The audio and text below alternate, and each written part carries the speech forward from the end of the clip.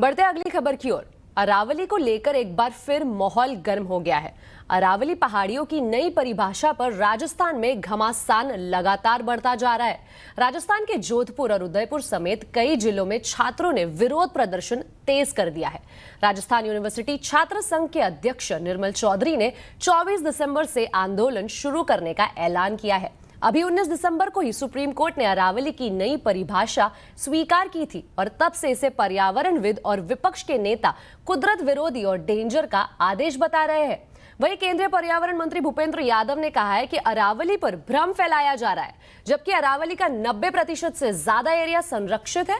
भूपेंद्र यादव ने कहा है कि अरावली में 20 से ज्यादा फॉरेस्ट रिजर्व है और सरकार ग्रीन अरावली के लिए लगातार काम कर रही है। एक जो भ्रम फैला रहे हैं कि केवल ऊंची पहाड़ियों, उसके साथ में पड़ने वाली उसके धरातल में जो छोटी पहाड़ियां, जो स्ट्रक्चर है, वो सारा संरक्षित है।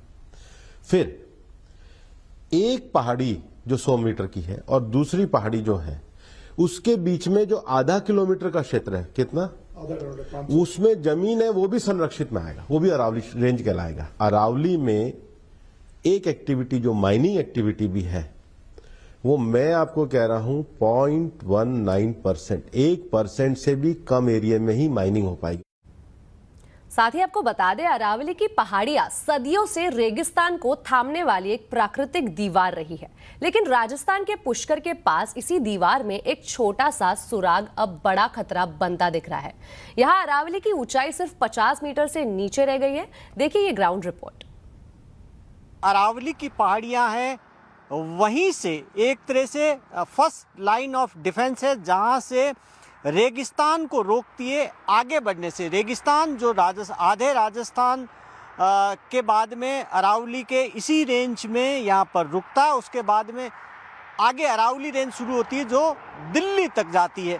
ये तस्वीर देखिए कि अब इस तस्वीर से समझिए, सामने जो कटी हुई पहाड़ियाँ, हाईवे, ये हाईवे एक बनाया गया कुछ ही वक्त पहले। इसको जयपुर के लिए सीधा हाईवे निकाला गया जो बीकानेर को जयपुर से कनेक्ट करता है। इसके लिए इस पहाड़ी को काटा गया। ये अरावली की पहाड़ियाँ जिसको काटा गया, इसकी हाइट देखेंगे आप तो ये 50 मीटर से भी नीचे, लेकिन अरावली की पहाड़ी है। अब देखिए कि काट कर हाईवे बनाया गया।